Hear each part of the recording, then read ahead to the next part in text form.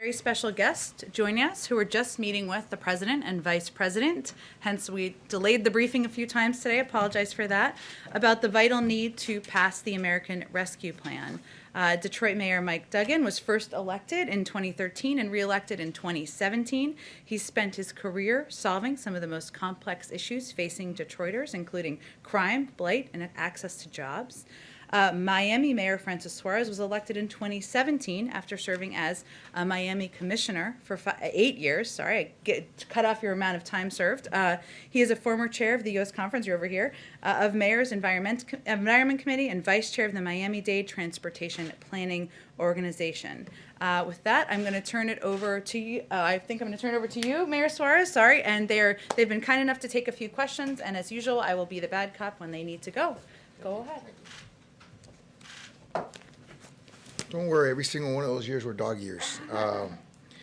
It was a wonderfully productive meeting in the Oval Office. First of all, it was an honor to be invited with this select group of mayors and governors. It was an incredibly spirited conversation. I felt that it was a very bipartisan conversation. I think the president is very interested in having a bipartisan solution. Obviously, understanding the needs of the residents of America and certainly the needs of the residents of the city of Miami. We are, and we expressed to the president, I expressed to the president our readiness to increase the ability to vaccinate our population. We would love to have those vaccinations given directly to us as a city. We also talked about funding, of course. The city of Miami, during the first CARES Act, just barely missed the 500,000 population threshold. And so instead of the city getting approximately $80 million, which would have received and sort of corresponded to our population, we ended up getting $15 million. So we tried to put that money to good use to the most needy in our community, feeding people, helping them with mortgage assistance, with rental assistance, small business loans and grants. And obviously the people of our city and of America are still hurting. And we need this assistance to get through until the vaccine has gained wide acceptance. So that's what the conversation was based on. The president was extremely thoughtful, listened to every single one of the elected officials, both governors and mayors from both parties, listened to our comments and concerns. We had a reflective conversation back and forth, and I think he's going to use our input to make the bill better and to hopefully get it passed for the benefit of the American people. Thank you.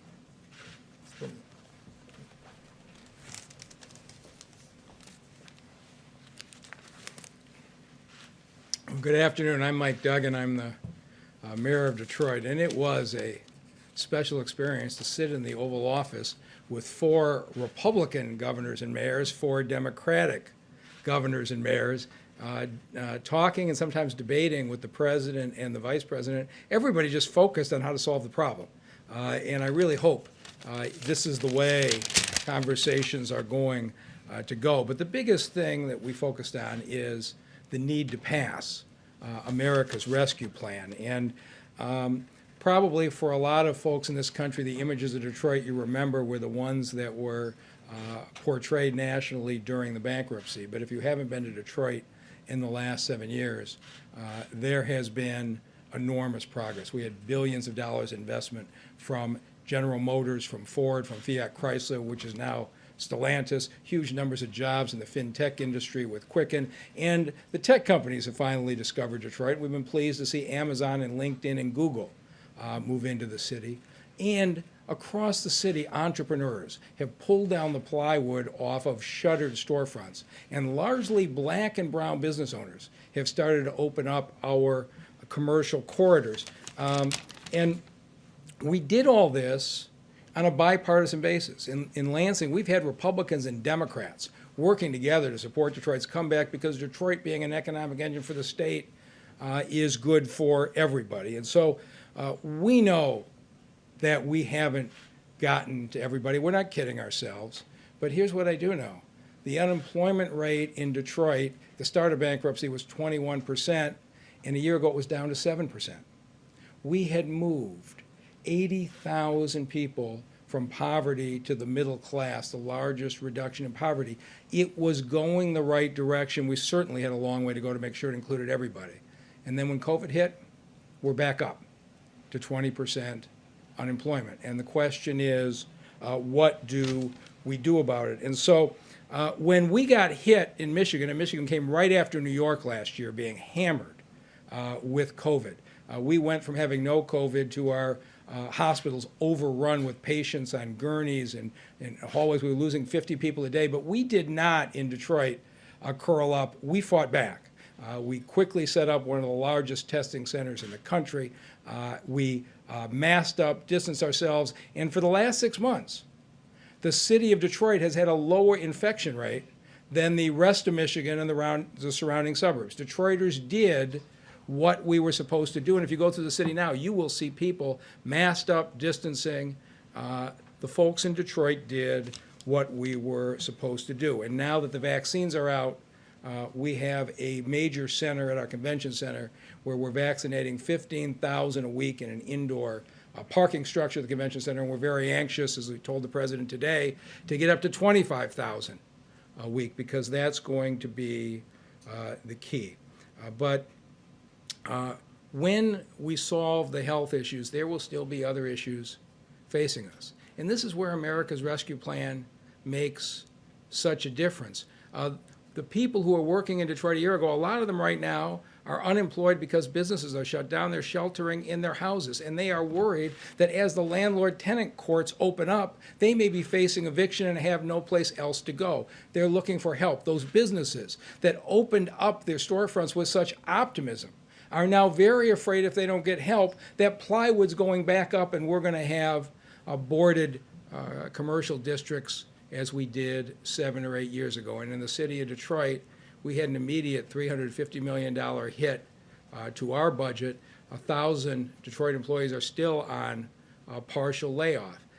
And the problem is going to get worse in the summer. So we have a national problem that needs national response. And the most interesting thing was, if I thought it was unique, what Mayor Suarez and I heard is every governor and every mayor is talking about exactly the same situation. That it took us 7 years to get from 20% unemployment to 7%. Now we're back at 20. Are we going to get our folks back to work in a matter of months, or is it going to take years? And I think the one message we all had, and we loved the president's leadership on this, is we don't kid ourselves about the atmosphere in Washington. We know it's partisan, but we're really hoping that for the next couple of months on this national issue, that they can set partisanship aside, and the president made it clear he really wants bipartisan support for America's Rescue Plan. And I can tell you that all of us who are in that room, we're strongly supported. And with that, I guess we'll turn it over to you for questions. Yeah, go ahead, Zeke. Mayor, I was hoping you could answer the complaint, the criticism we've heard from Republicans of late, has been that states and cities have received several rounds of funding so far that they haven't spent, so why do they need billions more from the taxpayers now? So what would be your response to that? Well, my response as a Republican mayor is, first of all, for cities like Miami, we actually didn't get a lot of the money from the first CARES Act. As I said, since we were under 500,000, by the way, almost all cities were under 500,000. I think there's only 30-something cities that got direct payments. Many of them had very, very bad experiences in terms of receiving the full allotment that they should have received based on their population. It was a big fight down in Miami. So our residents got a fraction of the help that they needed. In terms of the budgetary issues going forward, we just don't know. It's uncertain as to what our budget's going to look like in this year. A lot of the things that affect local governments are lagging indicators. So we won't know for sure. But certainly we're going to put the money to good use, and I think we've demonstrated that with the funding that we did receive under the first CARES Act. If I can just say a few things in Spanish, is that okay? Of course. Yeah. Simplemente quiero repetir lo que dije en inglés, en español, que es que tuve una gran oportunidad de estar con el presidente en la oficina oval. Fue un gran honor hablar sobre el acto, la legislación que está dispuesto para ayudar a tantos americanos y miamenses que necesitan ayuda en este momento. Hablamos sobre el hecho de que necesitamos mucho más vacunas. Tenemos la habilidad de proveer vacunas a un nivel mucho más grande que lo estamos recibiendo en este momento. Y también el hecho de que como ciudad no recibimos la proporción de fondos necesarios para ayudar a los residentes, que era lo que nos correspondía a base de nuestra población. Así que para mí creo que la discusión fue muy positiva, fue bipartidista y tengo una gran esperanza que se puede terminar en legislación que va a beneficiar no solo a los residentes de Miami, pero por supuesto a todos los residentes de los Estados Unidos. Sorry. Go ahead. Could you talk to us about the variants in Florida and specifically in Miami? Miami's been so open, but we've seen more and more cases of the variants. What's the plan to prevent a surge with the variants popping up? Well, I've been a big proponent of mask in public rule in the city, and there is a pretty broad acceptance of that rule, whether it's been able to be mandated or not. We have seen a significant decline, both in cases, in percent positivity, and also in hospitalizations. Our hospitalizations during the summer were at a peak high of 2,300. They're slightly under 1,000 at this particular juncture.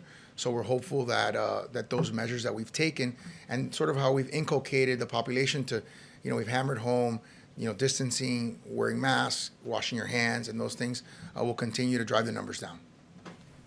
Thank you. Oh, do you want to say one more? Go ahead. So in Detroit, we have seen the first 2 cases of the B117, the British variant, and we've been just very honest with our residents.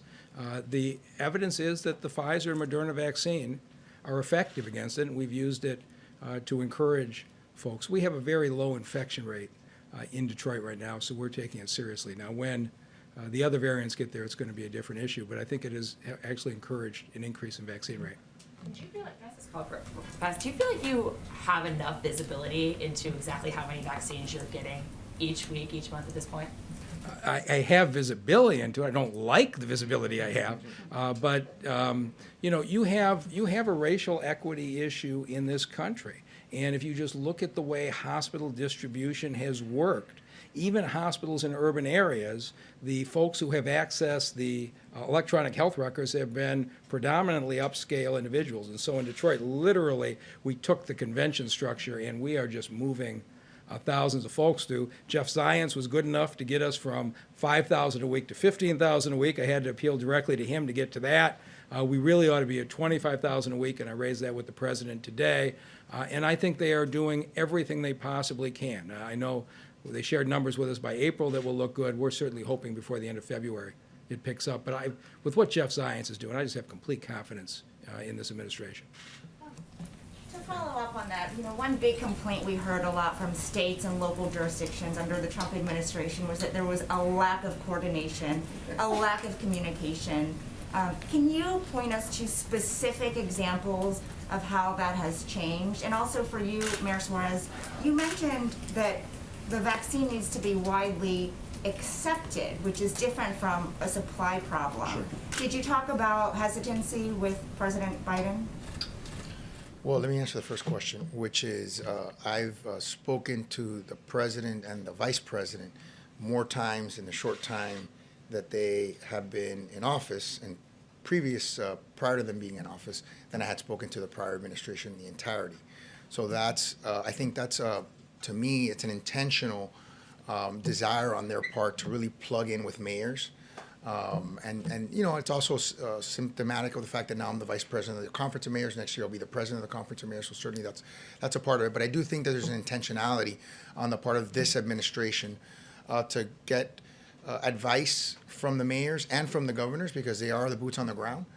And frankly, it's not just on vaccination. We've talked about climate and a variety of other issues. The second part, for us, it's not so much acceptance, and maybe if I use the word acceptance, maybe it wasn't the right word.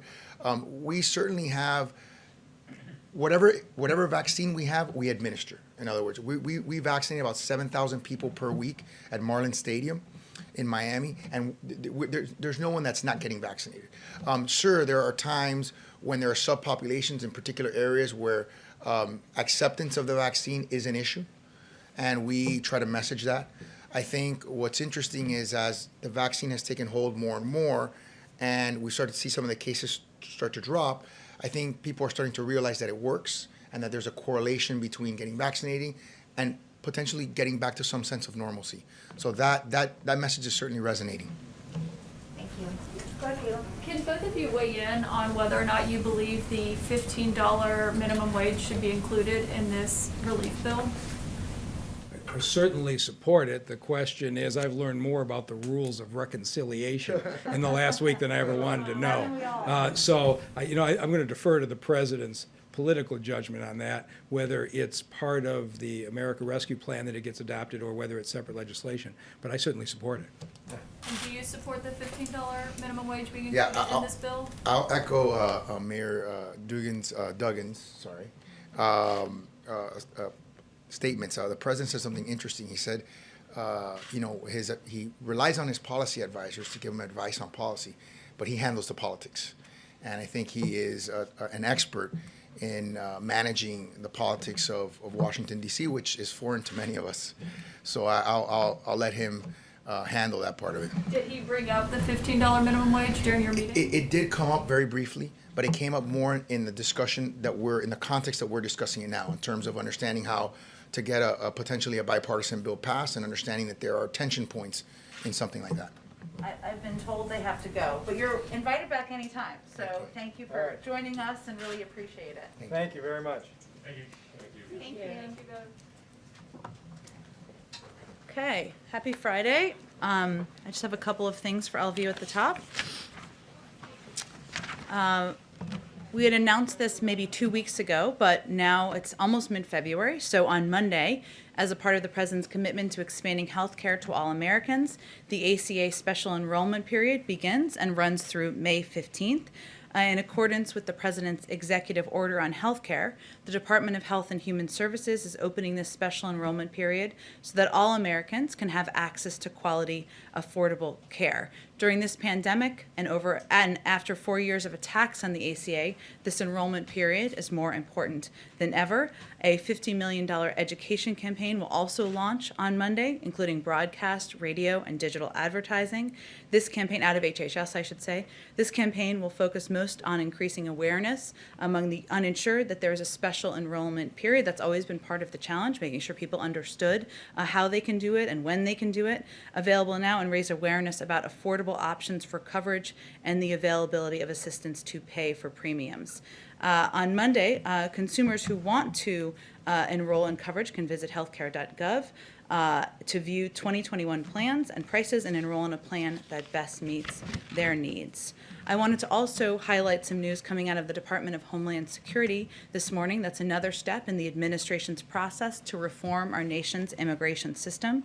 Beginning on February 19th, the Department of Homeland Security will take steps to begin processing individuals who, under the previous administration, had been forced to remain in Mexico under the Migrant Protection Protocol. I will note this news should not be interpreted as an opening for people to migrate irregularly to the United States. Only eligible individuals will be allowed to enter through designated ports of entry at designated times.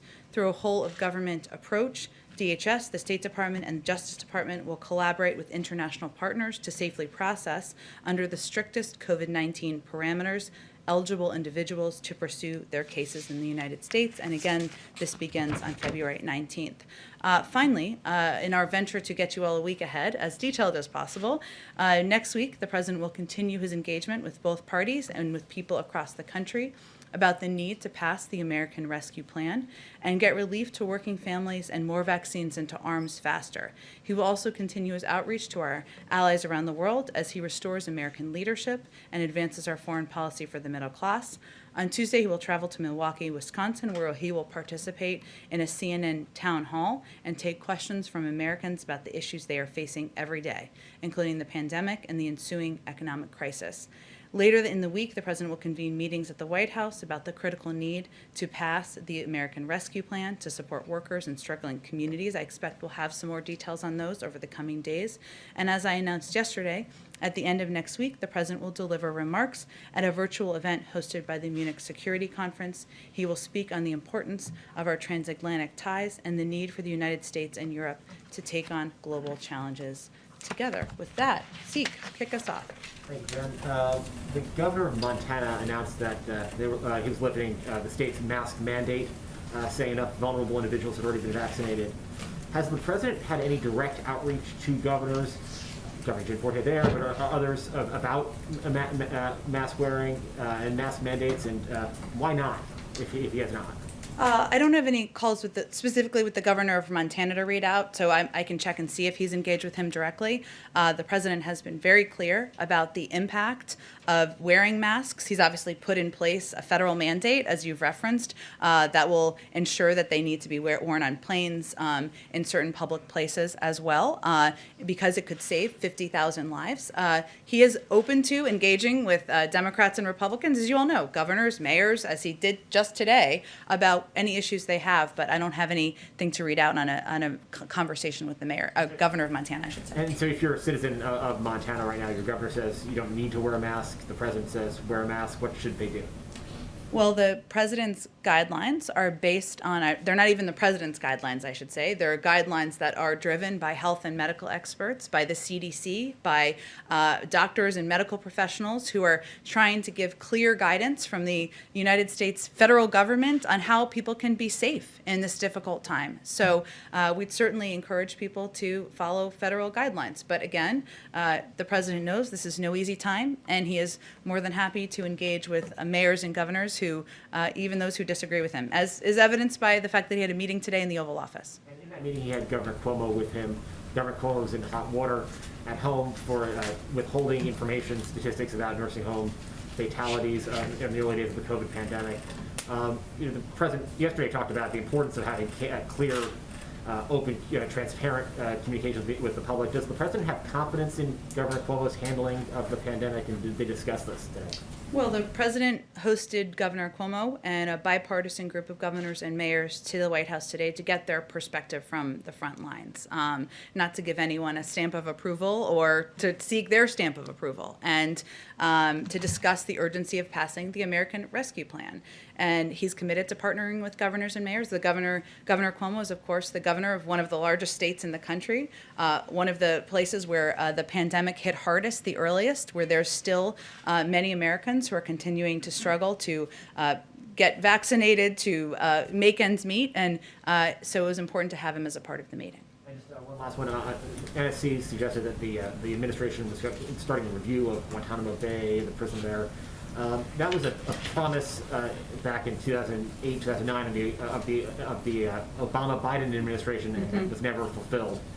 Will Guantanamo Bay be closed by the time President Biden leaves office? Well, that certainly is our goal and our intention, and we are 3 weeks in. I realize at a certain point I can't say that anymore, but we are still just 3.5 weeks in. So we are undertaking an NSC process, which is how it should work, through that to work with the interagency, I should say, to assess the current state of play that the Biden administration we've inherited from the previous administration. I would note that in order to see this process through completely and thoroughly, there are a number of key policy roles that still need to be filled within the interagency, including sub-cabinet policy roles at Defense, State, and the Justice Department, because there are many players from different agencies who need to be a part of this policy discussion about the steps forward. And there will be a robust interagency process, but certainly having those individuals in place will help move it forward. Go ahead, Steve. At the meeting today with airline executives, did they reach any conclusion as to whether all air passengers should be tested for COVID before flying?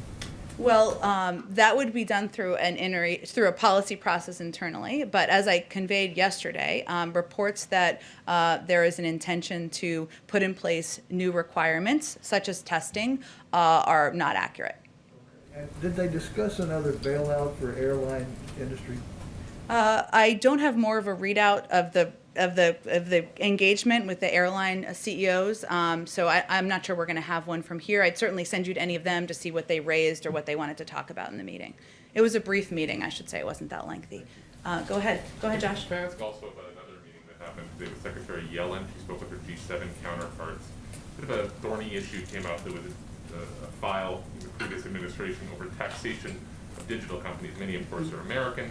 France has tried to apply a tax. There's a big question right now about how and if you tax those. Does the administration have a position on this? I expect Secretary Yellen will brief the president on the call this afternoon. What is your position on other countries or the globe sort of writ large taxing digital giants? Sure, and just to catch some others up, so Secretary Yellen spoke this morning with G7 finance ministers. So I think that was the conversation you were referring to, and he'll meet with her. The president will see her later today. The president believes that the largest corporations should pay their fair share in taxes. That's something, of course, he talked about on the campaign trail. That's when he was running for office, he called for a strong minimum tax that would mean that companies could no longer get away with shifting profits and jobs overseas in order to pay rock bottom tax rates.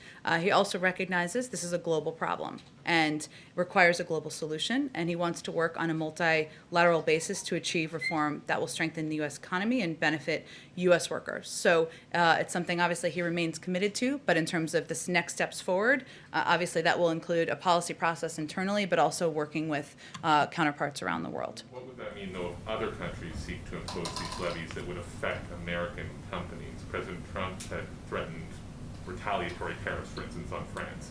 Does Biden have a view, President Biden, have a view on that, about whether he would retaliate if other countries went down this road unilaterally? Well, again, I think that's why I was referring to it as a kind of global problem, right? It's not just a problem here in the United States of us just adjusting our own policy, right? It's something that there needs to be agreement internationally, and obviously a conversation among the G7 finance ministers. I'll defer to Treasury to read that out, but it's certainly an appropriate forum to have a range of these discussions.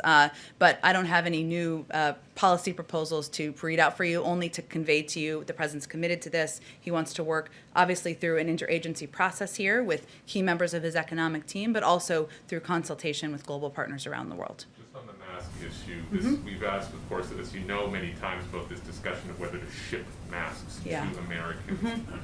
Pull back the curtain a little bit on what the downside would be there. Is it just they're widely available? Could it actually discourage folks from wearing a mask if the federal government plunks them in their lap? Why not do that, I guess, is the other way of asking that question. Well, I think it is an option under consideration, as we've talked about a little bit in here. And I think there are some underlying questions about how you target the masks, where they go to first. Obviously, it couldn't happen immediately. There hasn't been a final policy decision to actually ship the masks, but those are some of the pieces that are being discussed. And obviously, there's a cost to everything, as you all know, and so that certainly is a consideration. But, you're right, in ensuring that the American people know that wearing masks, even when you're vaccinated, right, is going to be an important part of keeping people safe, keeping your neighbors safe, keeping communities and workplaces safe. And so we're looking at a range of options for how we can convey that. Go ahead. I want to ask about schools, but quickly, it's Friday afternoon. The Senate trial has been, the bulk of all of our coverage this last week. I was struck by one quote from the lead House manager, Jamie Raskin, who said he thought this was a moment of truth for America. So Friday afternoon, what do you think Americans should have learned from this week with the impeachment trial? Well, we talked about this a little bit yesterday, but certainly for any Americans watching, they learned about the power of some individuals in the House they may not have known before. They certainly saw some powerful footage that was a reminder of the shocking events that happened on January 6th.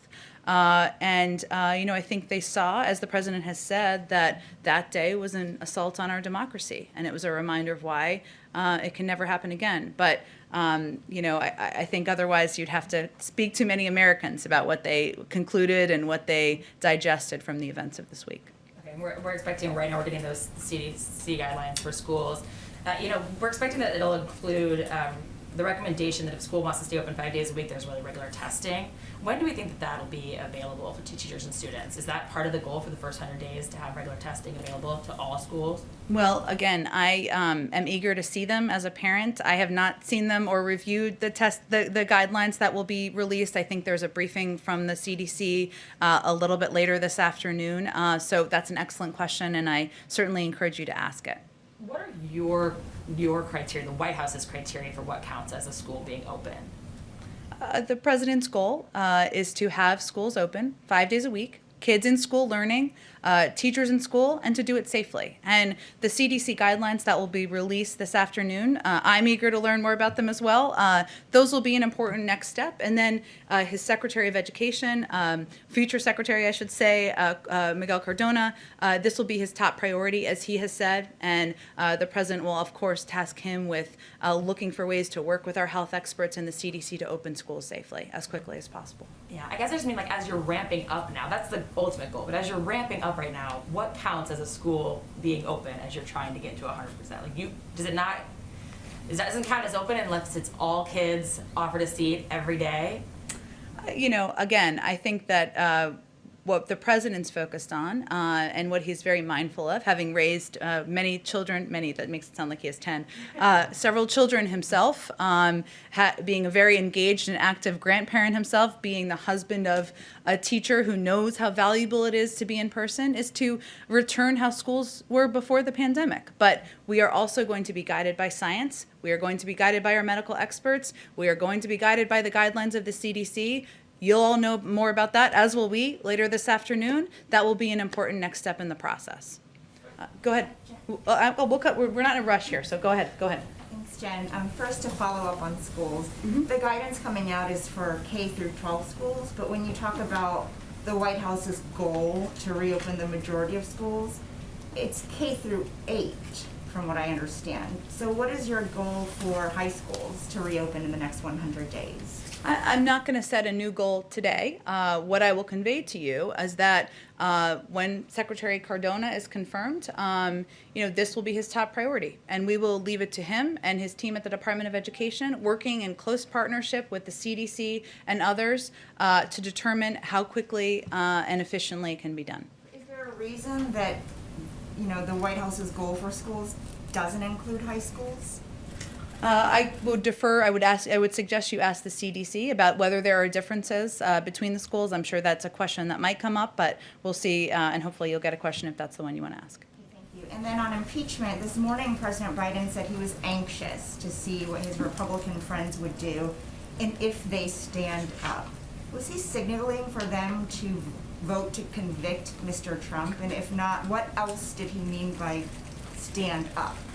Well, as you know, the president was in the Senate for 36 years, and he watched, as many Americans did, as the very institution he defended for decades was under assault on January 6th. And this week, he watched new videos. We all did. That was a reminder of how shocking that assault on our democracy was. We talked with him about this morning, and he was, just for everyone's context, he was out having his morning coffee, just looking at the new hearts on the front lawn when he was asked this question, which of course you all have every right to ask him. But he means that the Senate should take their responsibility seriously in how they view and pay attention to the trial this week. And he was watching the trial, bits of it, I should say, like everyone else. Not much, because we keep him busy, but that's what he was conveying. How can they stand up in the president's eyes? They can take the role they have. They can take their responsibility seriously. They are all jurors there. He said a number of times that, of course, the Senate will make the decision. The jurors in the Senate will make the decision. There has been several days of compelling testimony, but he has been very clear, and he would have been this morning too, but that wasn't a part of the conversation, that his role is to be president. He's no longer in the Senate. They are the ones who will vote. He also conveyed during the conversation this morning that he is not making any calls or asking anyone to vote a certain way, but he was just certainly conveying that, like many Americans, he's watching. Go ahead in the back. Go ahead. I appreciate that you haven't seen the guidelines from the CDC, but is the White House working in consultation, or White House officials, with the CDC to sort of make sure that these guidelines are done correctly, they're easy to understand, easy to implement, and consistent with the president's goals?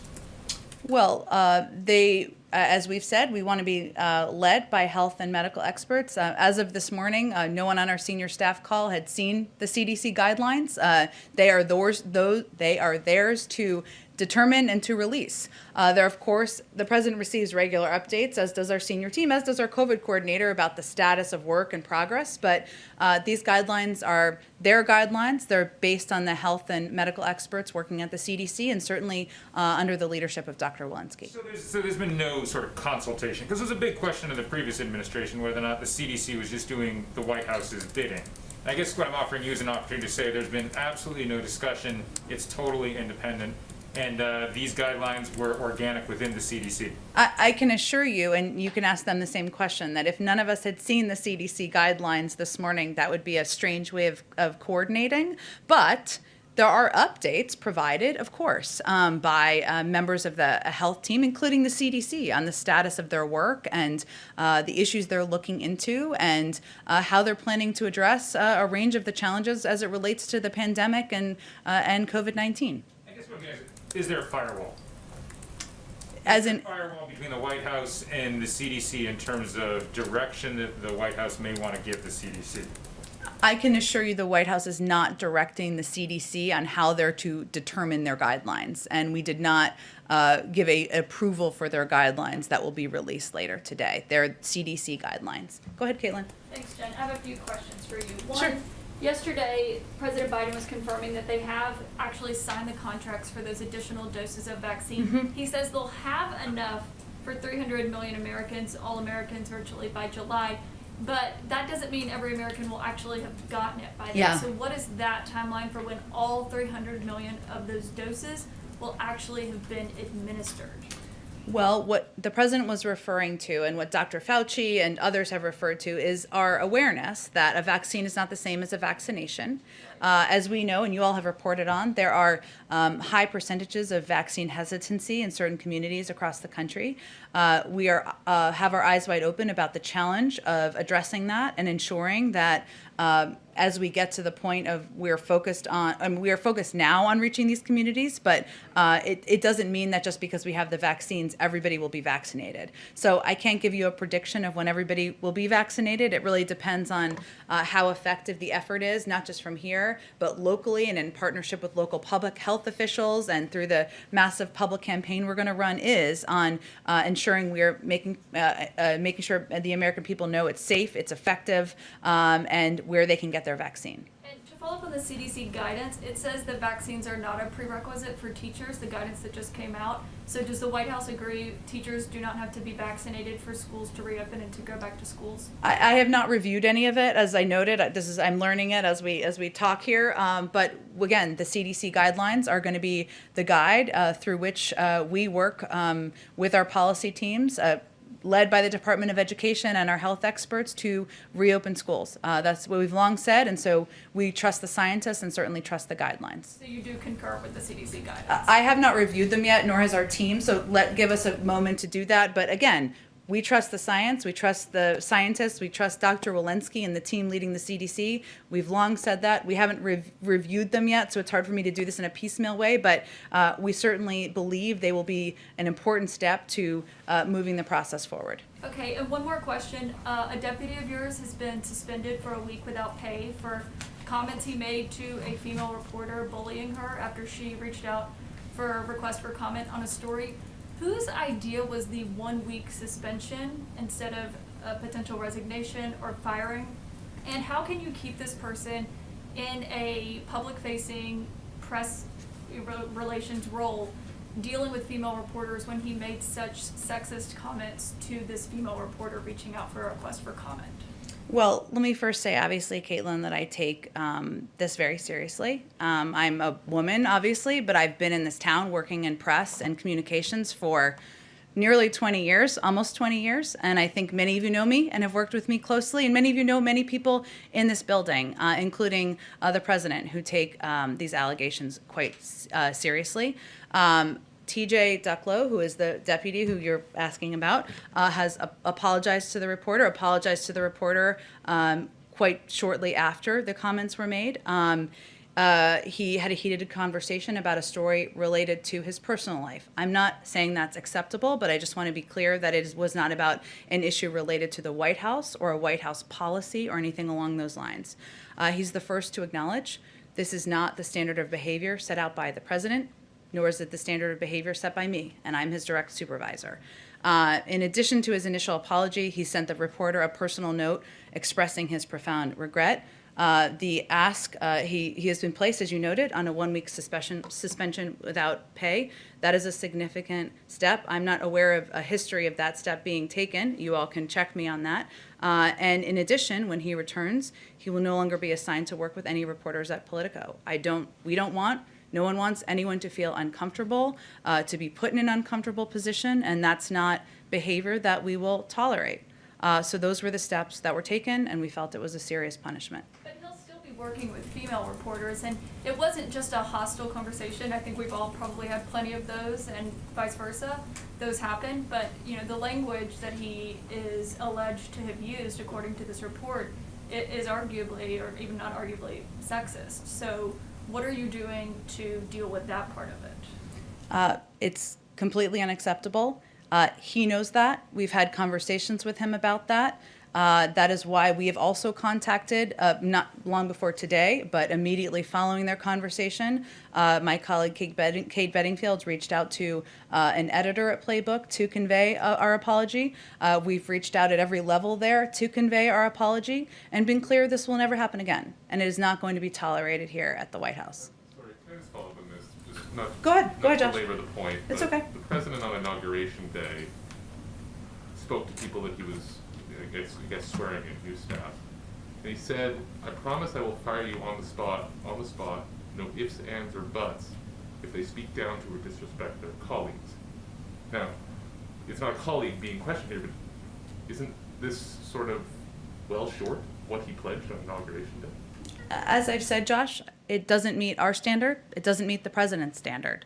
And it was important that we took a step to make that clear. And that included not just an apology directly from him and apologies directly from us at the highest levels there, but also a step to suspend him for 1 week without pay. And that, in our view, was an important step to send the message that we don't find it acceptable. Jen, was the president involved in this discussion at all? No, I have not discussed it with the president. It was a decision I made and with the approval of the chief of staff. Jen, if you knew about this conversation for weeks, why wasn't TJ suspended until after the article dropped? He was here up until last night. You're right. There were conversations that occurred with the reporter as well as editors at Politico immediately after the conversation occurred. That was how we engaged in a private manner, and that was what we felt was appropriate at the time. Go ahead, Ann. Couple questions on ambassadorships. Mm-hmm. Can you say when you expect the president to begin naming ambassadors, political ambassadors? And I don't think as a candidate he said the same thing that Elizabeth Warren said about barring big donors from those plum ambassadorships. Mm-hmm. Do you expect him to name donors, friends, basically people with whom he has a personal or donor relationship to any of those jobs? Well, I will say that there has not been a conversation with the president at this point about who he would like to name for any ambassadorship roles. That may be tough news to hear for people who are interested in ambassadorship roles, but he has not had a conversation about that, nor has there been a memo presented to him to make decisions. So, he, of course, is somebody who has worked for some time and values experience and values, foreign policy experience. And I'm sure that will be reflected in some roles, but I don't have any kind of qualifications to outline for you from here. How about a timeline when we might begin to see some of those names come forward? I don't have a predicted timeline. I will note that under the Obama administration, it was around March. I'm not sure we will or won't meet that timeline, but we're not behind it is kind of my point. Okay, separate issue. Is any update on whether the president has called or plans to call Prime Minister Netanyahu? I don't have an update. He is looking forward to speaking with Prime Minister Netanyahu. I can assure you that will be soon, but I don't have a specific time or deadline or time or date for when that will occur. As I'm sure you know, there's a narrative in Israel that this is an intentional diss. Is it? It is not an intentional diss. Prime Minister Netanyahu is someone the president has known for some time. Obviously, we have a long and important relationship with Israel, and the president has known him and has been working on a range of issues that there's a mutual commitment to for some time. It is just a reflection of the fact that we have been here for 3.5 weeks. He's not called every single global leader yet, and he is eager to do that in the weeks ahead. Called every other major ally in Europe and in Asia. He's called many of them. That is true. Some would argue they haven't received calls yet, and that they are still eager to receive them. But I can assure you, he will be speaking with the Prime Minister soon, and he's looking forward to doing that. Go ahead. Just to follow up on Anne, are you talking about days or weeks as the time frame of the president speaking with Netanyahu? I don't have an exact timeline to give you, other than he's looking forward to having the conversation. They've known each other for some time. There are certainly areas of mutual interest, and as soon as he makes that call, we will let you all know. Can you give us further details about the conversation that National Security Advisor Jake Sullivan had with his Israeli counterpart, I believe, to discuss Iran yesterday? I don't have additional details on that. I'm happy to talk to Jake and see if there's more we can read out for all of you. Yeah, that'd be really great. And still on the issue of the Middle East, I mean, I know that you're saying that, things are still under review, including policies like the Abraham Accords. But can you please just give a broad sense of what the administration is trying to achieve in the Middle East? For example, does the administration still consider the Saudis and the Israelis important allies? Again, I think there are ongoing processes and internal interagency processes, one that I think, confirmed an interagency meeting just last week to discuss a range of issues in the Middle East. We've only been here 3.5 weeks, and I think I'm going to let those policy processes see themselves through before we give kind of a complete laydown of what our national security approaches will be to a range of issues. Just to follow up on another issue, I have 2 more questions, actually. Go ahead, it's okay, go ahead. So the sister of the Saudi activist, Lujan Al-Hatul, said that President Biden's victory helped secure her sister's release. Mm-hmm. Did the administration have any role in securing her release? Well, we certainly thought it was a very positive step, and one that National Security Advisor Jake Sullivan spoke to on Twitter. I hate for that to be the reference, but that is where he put out a comment on it. I don't have any more specific details to read out for you, but when I follow up with him on your other question, I'm happy to ask him about Just that. one more. Can you make a comment or give a response on China's banning of the BBC World? Certainly our view is that the freedom of speech, the freedom of media is something that should be prevalent around the world, and it's something that we aim to project from here, and we raise at every opportunity with our counterparts around the world as well. Go ahead in the back. Jen, a report has emerged Russia has this week arrested and detained 2 gay men and forcibly returned them to Chechnya, where they were escaping persecution. Will the president, consistent with his bringing up the SolarWinds hacks, the election interference, bounties on U.S. troops, confront Vladimir Putin on anti-LGBTQ human rights abuses? Well, the president is not afraid to make clear to President Putin areas where he has disagreement, areas where he has concern. I would suspect that because he spoke with President Putin a week or 2 ago, that the next contacts with the Russians would be at a lower level, either at the State Department or other officials. So I'd point you to them for a more up-to-date response or on our engagement there on that particular issue. What about sanctions? Would that be on the table for anti-LGBTQ abuses in Russia or elsewhere? There's a review that's ongoing about a range of problematic actions that have been taken by the Russians, and I'm not going to get ahead of that process. Go ahead. Go. Oh, sorry. I will get to everybody, but why don't you go here in the front so I just don't lose track? Sure. Go ahead. The president has been especially quiet on Iran since taking office. Time is running out. He answered a question last Sunday about it. Well, yeah. It's been a long week. Well, there was one question, one short answer, but he didn't talk much about his strategy, and time is running out for nuclear diplomacy. European allies are voicing their concern. When can we expect to hear from the president about his strategy towards Iran, beyond just asking for compliance? Well, I think a primary step here, as the president noted, is if Iran comes back into full compliance with its obligations under the JCPOA, the United States would do the same, and then use that as a platform to build a longer and stronger agreement and also address areas of concern. This is also a topic that is discussed in his conversations with key European partners and allies as well, given their important role in the P5+1. That would be the negotiating body, of course, if we were to move to this step again. But the ball is in their court, and he has spoken to that. I'm not sure there's a lot to add at this moment in time. Okay, go ahead in the back. Thank you, Jen. I just want to bring you back to the President's speech at the State Department last week. Sure. He talked about a summit of democracy early in his administration to defend democracy globally. When will this happen? Like early, what does early mean? And what form would it take? How do you defend democracy? What form will the summit take? Yes, what form the summit would take, but how would you do this? Yes, first, what form the summit will take, and how do you defend democracy otherwise than sending the message that you want to defend democracy? Well, if it's anytime soon, I suspect it will be a remote summit, but I don't have a date for you or a format of what that summit will look like. Certainly understand your interest, but we don't have any more specifics at this point in time. Other topic, when you talk, it's a bit of follow-up about global posture review, led by Secretary Austin, so that the military footprint will be aligned with the foreign policy. Does the president want to bring back troops, the troops? As simple as that. Does he want to bring back the troops? Are you referring to in Afghanistan?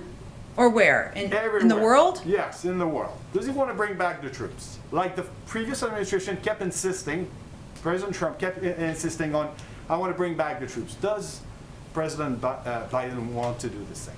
Look, I think the president looks at our engagement in the world through each circumstance, and certainly there are troops serving around the world in different capacities.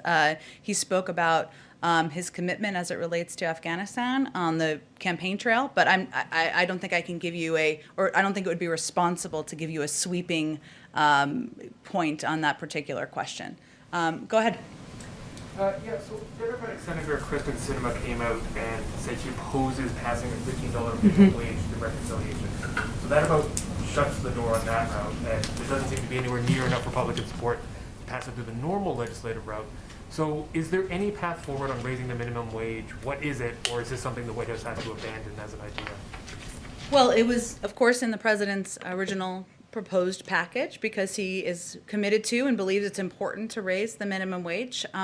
This is the messy legislative ongoing process working its way through. As you know, Speaker Pelosi has been clear it will be in the House bill.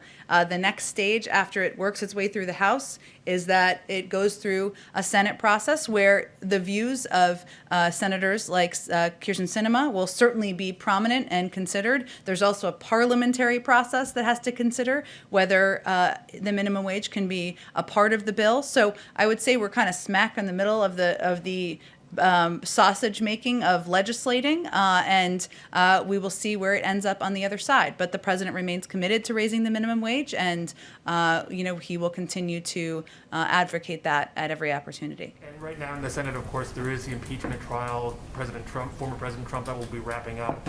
It looks overwhelmingly likely that he will be acquitted. And Speaker Pelosi has thrown out the idea of a 9/11 commission type inquiry into what happened on the 6th, how these people were able to breach the Capitol. Is that something that President Biden would support or enact himself? Or is this, after the impeachment trial, time to move on and heal a divided nation, et cetera, et cetera? Well, heal a divided nation, et cetera, et cetera. I'm not making fun of you. I think we're all, it's a Friday afternoon. The president, that is up to Congress to determine if they want to put together a commission to look at the events of January 6th. Obviously, there are ongoing investigations out of the federal government and the Department of Justice and the FBI, which we certainly support, but we will leave it to Congress to determine if that's a step forward, if that's a next step, I should say. I have a border wall question that a colleague sent Okay. in. President Trump somewhat famously invoked his emergency powers to repurpose billions of dollars towards border construction. There's about, I believe, $500 million outstanding now that has been committed to construction companies and the like, but has not actually been spent. And I'm wondering if this is something that the administration is attempting to claw back, something that is possible to claw back without spending on further border construction. It's a very good and specific question. I'm going to try to answer it, but if I will follow up with you if this doesn't answer it.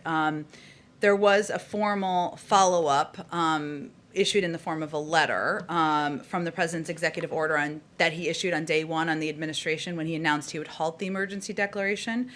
So as he said all along, the declaration of a national emergency at our southern border was unwarranted. He took formal steps to follow up on his executive order to end the declaration so that no more American tax dollars could be wasted on a border wall that does nothing to address or reform issues in our immigration system.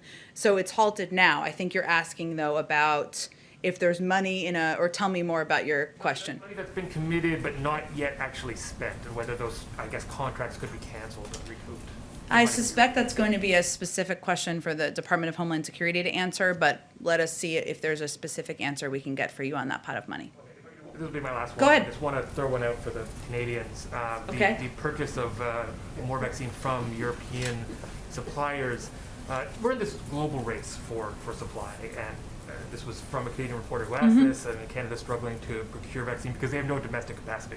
The U.S. does. And I'm wondering whether President Biden has faced any pushback from world leaders about essentially hogging the global supply.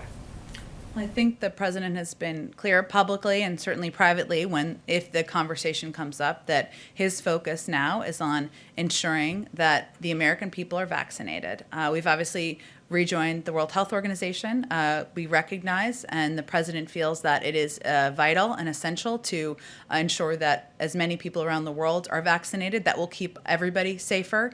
But his first priority is ensuring vaccines are in the arms of Americans, including 100 million shots in the first 100 days. Go ahead in the back. Thank you, Jen. Sticking with vaccines, some states have been reporting that COVID doses are going to waste. Is the White House discussing a plan or even a proposal to mitigate this and to reduce the amount of discarded doses? Well, certainly those reports are concerning to us. There was a report, I think it was overnight or this morning, about, I think if it was wasted masks. Now I'm kind of speaking out of turn here. What I'm trying to say is when we get reports like these from states or localities, we work to address them as quickly as possible, right? To ensure that whatever prompted that, whether it's a delivery issue, a supply issue, is it an issue of not having enough vaccinators? It can differ from state to state. So we work to address those issues as quickly as possible. And certainly it's concerning when we hear about doses that are wasted. Two quick ones, sorry. Sure, go ahead. I'm picking up on that question about Canadian vaccine distribution. Russia and China have developed homegrown vaccines that they have distributed globally. What steps is the president taking to ensure that the U.S. position on the geopolitical stage is not diminished by its refusal to share some of these vaccines abroad right now? Well, certainly we've seen attempts by other countries, China and Russia, to use vaccines as a means of making progress diplomatically. The president is engaged with a range of leaders around the world, conveying how he wants to return the United States to have a central seat on the world stage, and we're working to do that through a range of actions. But we watch those actions with concern. I can see if there's more to report from our national security team. And then, separately, one discussion about phone calls with potential with Bibi Netanyahu, but is the president willing to even pick up the phone and talk with MBS of Saudi Arabia? Is that even on the table in the cards, given his involvement in the Khashoggi murder? Well, obviously, there's a review of our policy as it relates to Saudi Arabia. There's not a call planned that I'm aware of, but I can speak with our team if there's something more significant than that to report. Go Does ahead. he also plan to talk to the Palestinian leadership to more rebalance that relationship? To get involved in a Middle East peace process, perhaps. I don't have any calls to predict for you or read out. These are all excellent questions. I'll see if there's more we can get from our national security team on planned future calls, which I know there's a great deal of interest in. Bounce around a little bit on the global response to the pandemic. Sure. The IMF is urging the Biden administration to reverse the previous decision to not boost resources to help developing nations who've been, of course, battered economically as well as health-wise by the pandemic. Do you have any view on that? Should the IMF be doing more to help, nations worldwide who are feeling the financial brunt of this and don't have the resources of their own the way the U.S. does? It's a great question. I just want to talk directly to our international economic team about it to make sure we get you a very specific answer, I should say. Go ahead. Follow up on vaccines. Sure. Following the announcement yesterday. When will we have an update on how much of the Johnson & Johnson vaccine will get out the gate? Because I know an EUA is, likely to come at any moment. You mean what a federal order would be of the Johnson & Johnson vaccine, or Yeah, because we're in that if it goes window. through the full approval? Correct, because, we're in that window of 3 weeks, so I know previously the administration wanted to give those figures out to states so they could plan ahead. That is certainly our objective. Remember that we have, though, enough of the Moderna and Pfizer vaccine to vaccinate every American by the summer. So we will continue to be in a position where we're giving states a heads up of a couple of weeks on our in order for them to better plan. We'll wait for the approval process to see itself through before additional announcements are made. My second quick one, sorry, on vaccines and herd immunity is the president and you keep saying that the hope is to get shots in arms by the end of this summer, which would put us at normalcy or the hope of herd immunity around 7 to 8 weeks after that. Is that a realistic timeline that you're talking about internally? I'm going to let Dr. Fauci and others speak to a timeline for herd immunity. I think we will have enough vaccines to provide, to vaccinate 300 million Americans by the end of the summer. We obviously announced yesterday that we moved that capacity up a month earlier, which is certainly a positive development. But again, part of this goes to Caitlin's question earlier about vaccine hesitancy and our effectiveness and our ability to convey to many communities that this is safe, this is effective, this is how they can get their vaccine, and we don't have an assessment of that yet. COVID and the border. Yeah, go ahead. You said that in the change of policy announced yesterday, that asylum seekers coming in will be tested. Is widespread testing available for Customs and Border Patrol agents? And do you know what percentage of frontline DHS border agents have been vaccinated?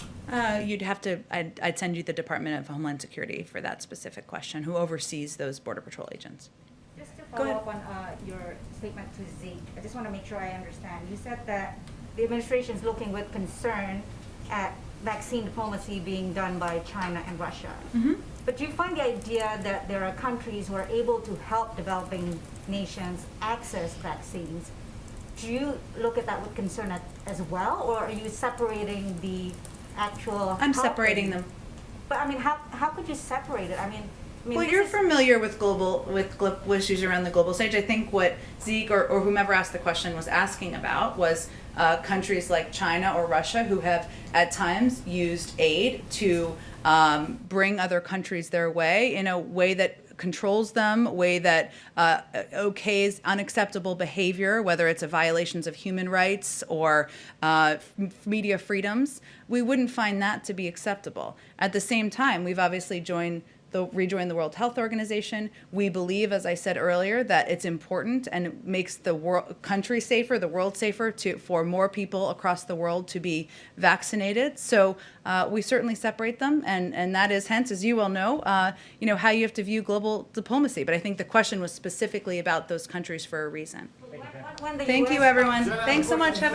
From a Japanese colleague, quickly. Okay, go ahead. He's asking if the White House has a reaction to the resignation of Yoshiro Mori, the head of the Tokyo Organizing Committee, who had the sexist comments on the fact that women talk too much in meetings. We certainly didn't approve of those comments. Let me work to get you a more specific reaction from our team. Thanks so much, everyone.